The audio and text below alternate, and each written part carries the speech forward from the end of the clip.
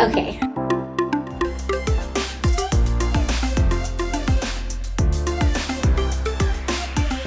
Our biggest focus here, we want to help kids grow on a holistic level. We want them to be a well-rounded human person and not just someone who is really good at math or reading. It's not a public school, and it's not a religious-based homeschool or private school. It's kind of in the middle.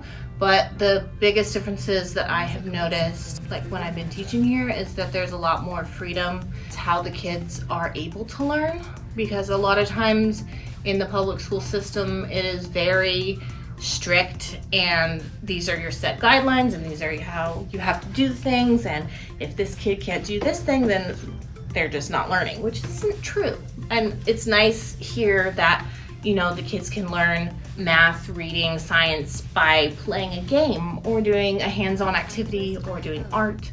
And a lot of physical body movement stuff is incorporated into all of that, and they're still learning. So it's really nice to be able to cater all of that to the kids.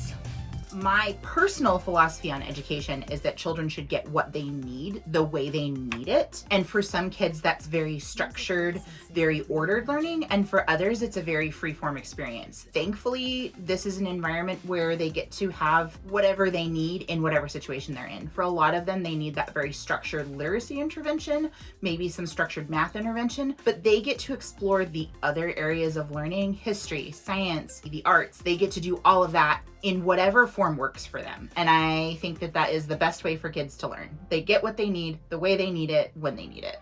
I think what we're doing here is, it's an awesome thing. I think with the right type of resources, we could make this replicatable, and it could be something that would help take the pressure off of public school systems, would help take pressure off of parents, and really, truly, in the end, help take pressure off of lawmakers to have to find loopholes and offsets in the systems to be able to take care of the kind of kids we take care of.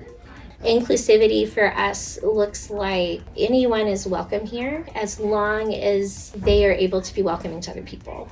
That's a skill we think is incredibly important for young people and everybody to know, to how to coexist and listen and be able to love and accept and work with other people regardless of their backgrounds, perspectives, faith traditions, or any other thing.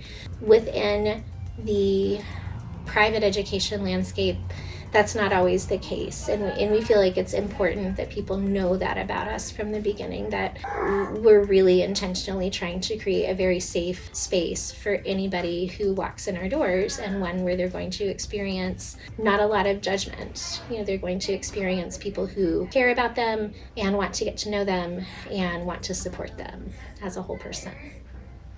The surrounding community is really important to schools like this. This is a very atypical environment. Public schools have government money. Private schools have the funding of a lot of the time of 501c3 backers, things like that. And Wildflower is kind of coming into this space with this desire to live in this middle space that doesn't have a lot of attention. I think it's really important for the community to see Wildflower and to support it. We would love it if people would come in and teach trade skills or have maker classes or donate time or materials for these kids to learn usable, skilled things for them. And there's so much opportunity for skilled persons in various areas to come in and share that with these kids who are very eager to learn these very kind of non-traditional things in school. There are a few kids who really need one-on-one attention, and when they're able to get that one-on-one attention, their learning grows exponentially, and it's very obvious to see what they're able to do and what they're not, and you're actually able to help them learn something. But when they don't have one-on-one attention, which is the majority of the time in here, they're just kind of doing their own thing, and you hope that something sticks. It's like they're just this swirly little ball of goo, and you're just throwing things at them and hoping that it works. Whereas when they have one-on-one attention, the swirly ball of goo is in one spot. And it's much more likely that the things you're throwing are gonna stick. So yeah, more help in physical adult form would be nice.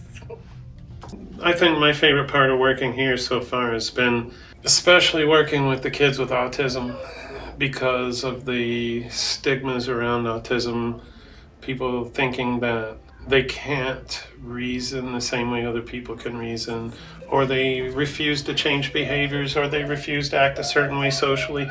Watching them begin to build social constructs with each other, watching them to begin to build actual social relationships with each other, watching them go from hiding or nonverbal or just plain angry and throwing things to being able to stop and reason, just be able to take, I would say, autonomy for their feelings.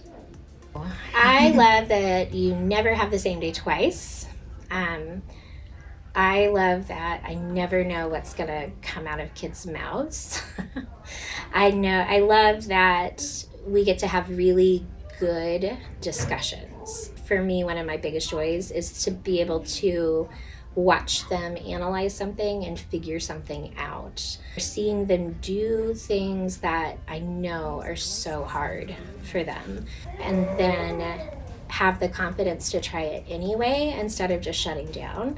Our kids wrote a book last year, which was pretty amazing because over half of my class is dyslexia. Writing is not easy for those guys, and they worked so hard. It was so wonderful. They're so creative too. The level of creativity that exists among the kids just makes my heart happy, like every day. Again, you never know what you're going to see because they're wildly creative day in and day out. They make me hopeful that the next generation is going to be a really great one in terms of leadership and regard for other human people. Yeah, I know. I like them.